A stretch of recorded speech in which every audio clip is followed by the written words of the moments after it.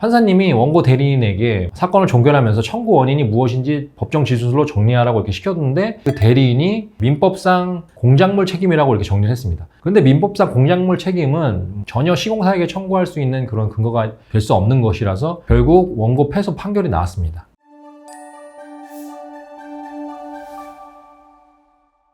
안녕하세요. 낭만로이어 신현승 변호사입니다. 제가 최근 진행한 사건을 말씀드려보면요. 신축 아파트의 수분양자가 직접 거주하지는 않고요. 신축 이후 바로 임대를 주었습니다. 그런데 그 아파트에서 누수가 조금 발생해서 임차인이 시공사를 상대로 손해배상 청구를 한 사건입니다. 누수로 인해서 피해를 본 부분에 관해서는 시공사가 직접 다 보수 공사를 완료했고요. 임차인은 시공사를 상대로 하자 보수 기간 동안 다른 곳에 가서 살았기 때문에 그 기간 동안에 대체 거주비를 지급하라는 소송을 제기한 사건입니다. 일단 사건 내용만 들어보면 시공사가 배상하는 게 당연한 거 아닌가? 이렇게 생각하실 수도 있을 텐데요. 결론적으로 이 사건은 원고 패소로 종결되었습니다. 일단 원고는 임차인이고 피고는 시공사인 부분에서 이거 소송이 좀 뭔가 잘못됐다 이런 것을 좀 느낄 수 있어야 됩니다. 소송을 하려면 청구권이 발생함을 전제로 하는데요. 이러한 청구권은 계약에 의한 청구권이 있고요. 법에 의해 발생하는 청구권이 있습니다. 그런데 계약에 의한 청구권이 발생하는 경우가 훨씬 많기 때문에 일단 계약의 상대방이 아닌 사람에게 소송을 할 때는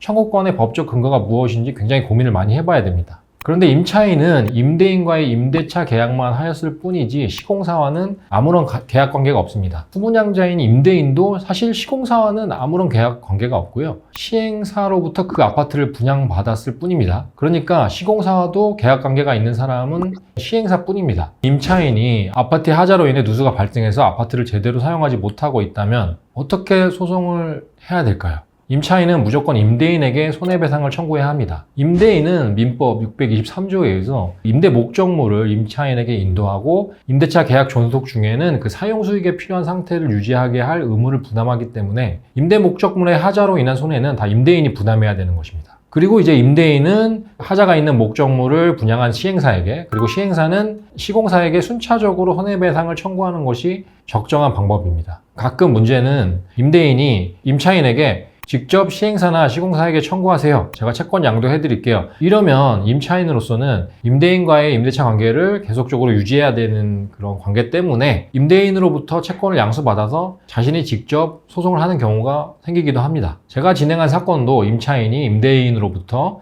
채권을 양수받아서 진행한 사건입니다. 그러면 이제 임차인은 임대인의 채권 중 누구에 대한 채권, 그러니까 어떤 채권, 이런 걸 양수받아야 하는지를 결정해야 되는 문제가 남아 있습니다. 이 부분에서 조금 전문 지식이 필요한 것입니다. 임대인은 앞으로 그냥 수분양자라고 하겠습니다. 그 수분양자는 계약관계가 시행사와 사이에만 있기 때문에 먼저 시행사를 꼭 청구의 상대방으로 넣으셔야 합니다. 그리고 이제 청구권이 뭔지를 좀 살펴보면 첫째로 수분양자는 시행사를 상대로 채무불이행 손해배상 청구, 그러니까 분양계약에서 제대로 된 아파트를 인도해 주기로 약정을 했는데 하자가 있고 그것이 시행사의 규칙 사유로 인한 거니까 그 하자 보수를 위한 비용을 채무불이행으로 인한 손해배상으로 지급하라, 이렇게 청구할 수 있는 것입니다. 그리고 수분양자는 또 집합건물의 소유 및 관리에 관한 법률, 이걸 이제 앞으로는 집합건물법이라고 말씀드릴 텐데요.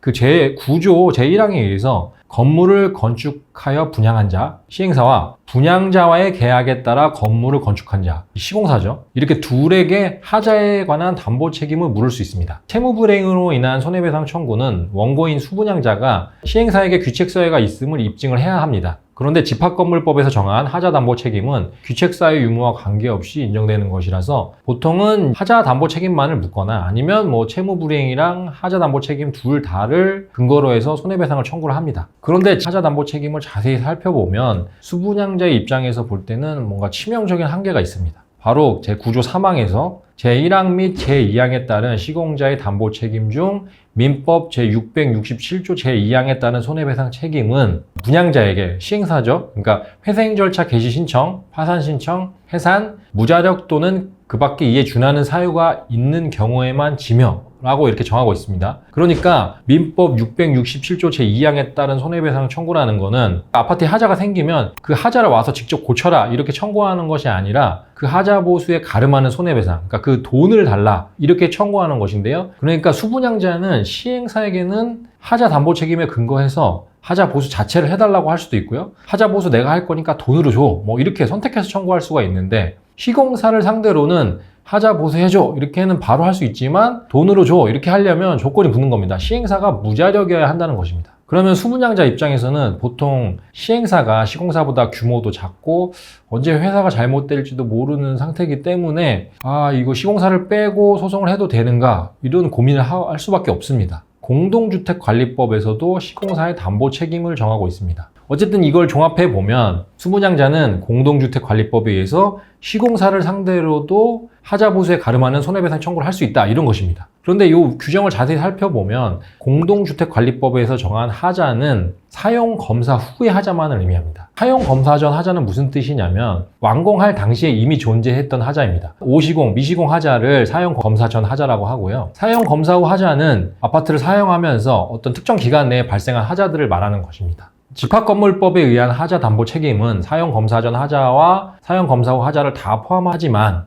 공동주택법에서 정한 하자는 사용검사 후 하자만을 의미하는 것입니다. 그래서 수분양자는 결국 시행사가 무자력이 아니라면 시공사에게는 사용검사 후 하자에 관해서만 손해배상 청구를 할 수 있는 것입니다. 그리고 이제 소송을 하다 보면 하자로 인해서 발생한 확대 손해, 아파트에 하자가 있으면 하자 보수하는 동안에는 이 집에서 살지 못하고 다른 집에서 살기 때문에 다른 집으로 가는 이사비, 대체 거주비 이런 것들을 이제 하자로 인한 확대 손해라고 하는데요. 이런 확대 손해는 하자로 인하여 추가적으로 수분양자의 신체 재산에 발생하는 손해라서 집합건물법이나 공동주택관리법에 의해서 청구할 수가 없습니다. 그래서 수분양자가 확대 손해를 이제 청구하려면 시행사를 상대로 채무불이행을 원인으로 한 손해배상 청구로만 할 수 있습니다. 오늘 말씀드린 것들을 종합해보면 제가 처음에 알려드린 사건은 임차인이 시공사를 상대로 대체 거주비라는 확대 손해를 청구한 것이기 때문에 임차인이 제대로 소송을 하려면 시행사를 상대로 한 채무불이행으로 인한 손해배상 청구권을 양수를 받아서 그 양수 청구권으로 시행사에게 손해배상을 청구해야 되는 것입니다. 그런데 이 사건은 재판 과정에서 원고가 청구 원인을 좀 잘못 정리해가지고 너무 쉽게 끝난 사건이긴 합니다. 판사님이 원고 대리인에게 사건을 종결하면서 청구 원인이 무엇인지 법정 지수로 정리하라고 이렇게 시켰는데 그 대리인이 민법상 공작물 책임이라고 이렇게 정리를 했습니다. 그런데 민법상 공작물 책임은 전혀 시공사에게 청구할 수 있는 그런 근거가 될 수 없는 것이라서 결국 원고 패소 판결이 나왔습니다. 근데 이 사건은 임차인이 채무불이행에 의한 손해배상이나 집합건물법, 공동주택관리법에 의한 손해배상을 청구 원인으로 주장했더라도 결국 원고 패소 판결이 나올 수밖에 없는 사건입니다. 일단 채무불이행은 임차인인 원고나 채권을 양도한 임대인 모두 시공사라는 아무런 계약관계가 없어서 채무불이행이 성립할 수가 없습니다. 그리고 집합건물법, 공동주택관리법 모두 하자 자체나 하자에 가름하는 손해배상 청구의 근거가 될 수 있지만 확대 손해에 관해서는 청구의 근거가 될 수 없습니다. 결국 원고가 시행사가 아닌 시공사를 피고로 정해서 소를 제기한 순간 확대 손해는 전혀 청구할 수 없는 것입니다.